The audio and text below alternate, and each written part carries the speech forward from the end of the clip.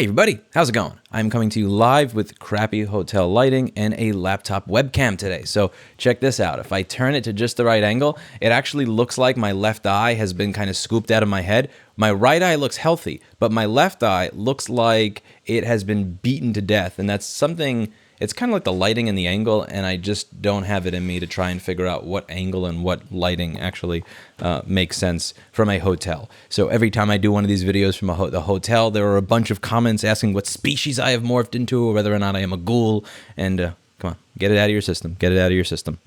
Show me how beautiful you are in a 720p webcam and with hotel lighting. Anyway, so today's video is going to be about companies pretending they are green when they are not actually green, and the fact that certain people and certain investors are actually starting to hold them to that. So this article is from US Perg, and it says Apple and John Deere shareholders file resolutions questioning their anti-repair stances. Shareholders press these leading rights repair opponents to explain themselves as regulatory pressure mounts. Now, as I've gone over in many videos as early as 5 years ago, many of these companies, they like to talk about how green they are, how they care about the environment, how they care about sustainability, when at the end of the day, they don't care if they release a product that is disposable, because they go out of their way to ensure that you can't get access to the parts, the tools, the schematics, the diagrams to be able to actually make it work again, so that you just go out there and buy a new one. They are more than happy to shamelessly talk about how green they are, how much they care about sustainable energy and a renewable economy and carbon net zero and all this other stuff. Yet they produce products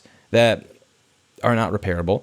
And then when someone actually figures out how to fix them, they go out of their way to ensure that they are not able to get access to anything they need to be able to do their job. And I like the fact that investors are actually starting to say, hey, we partially own you, and we are going to ask you to explain why there is this disconnect. And this is a pretty cool thing. So this is from US Perg, and it says on Monday, September 13th, Green Century Capital Management, Perg's affiliated socially responsible mutual fund company, announced that it had filed resolutions with both John Deere and Apple, calling for an account on the company's anti-competitive repair policies.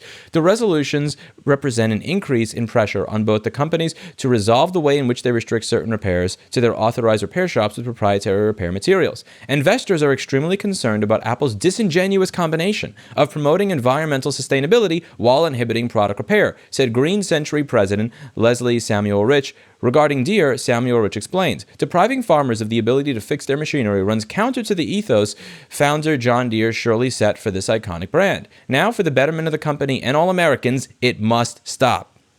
This is cool. So what they're saying is the person who found this company would not have been for it.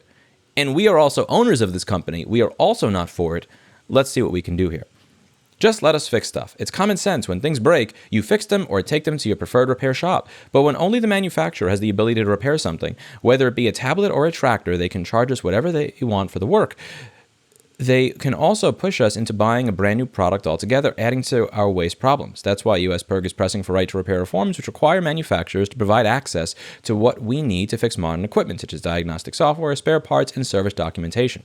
These reforms have been met with full-throated opposition from major manufacturers, including John Deere and Apple, which have been two of the most prominent opponents. But despite the avalanche of lobbying against right to repair, pressure has been mounting for change. And it just goes on to talk about how the companies are doing different things than what they're advertising with regards to being green. Apple has ambitious climate and environmental goals and is often lauded for leadership on issues of sustainability. They said its stance on repairability, especially the company's very prominent anti-right to repair lobbying, has damaged Apple's environmental reputation. As it should. You should not be seen as an environmentalist if your primary business is selling devices that you go out of your way to ensure are not repairable. That's not environmentally friendly at all. At that point, I would call you a watermelon, green on the outside, pure devilish red evil on the inside. And one of the things that I hope to do with Repair Preservation Group here, I have two, Repair Preservation Group Action Fund, the C4, which is going to be funding lobbying and getting people organized for lobbying days across the United States, and Repair Preservation Group, the C3, is education. So with this, out of the C3, that wasn't GoFundMe money, that was just one insanely generous donor that donated to a 501c3 for the purposes of getting right to repair out there a little bit more. What I want to do with that is help educate people outside of my little YouTube Reddit bubble to understand what right to repair is. Because when you educate someone to understand what's going on, you never know. That person may work for a mutual fund or an investment firm that says, hey, we own a couple of million shares of your stock. we would like to know why you're doing things this way. Now, granted, this is one small mutual fund. This is not going to change the world, but it is the first domino, and I want that to be the first domino of many dominoes that start falling. So one thing that I would like to do with Repair Preservation Group, the C3, is start using that to help groups get other people educated on what right to repair is, people that admittedly don't watch some jackass on YouTube that sits in an angry chair talking about it. There are many other ways to educate people on what right to repair is, and we're going to be working to get that across to as many people as humanly possible, because you never know. The person that you educate on it may be someone that runs a mutual fund, and that is just one of the many ways in which we are going to be looking to try and push right to repair forward in the next coming years in a way that we weren't really able to in the past, now that we have a bit more in terms of resources. And one of the people who's going to be helping me with that is actually going to be available tonight at a meetup. If any of you want to come to this Trillium beer place on Greenway, there I will leave an address down below.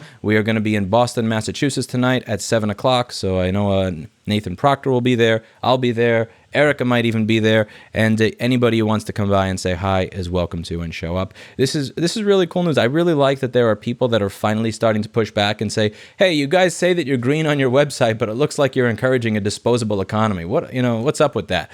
I think more people should do that. I think more people should call these companies out on their bullshit. Again, as I said in an old video, if you're going to be the bitch, be the whole bitch. If you want us to live in a disposable society, at the very least, erase that environmentally friendly page on your website. Let me know what you think in the comments down below. That's it for today. And as always, I hope you learned something. I'll see you all in the next video.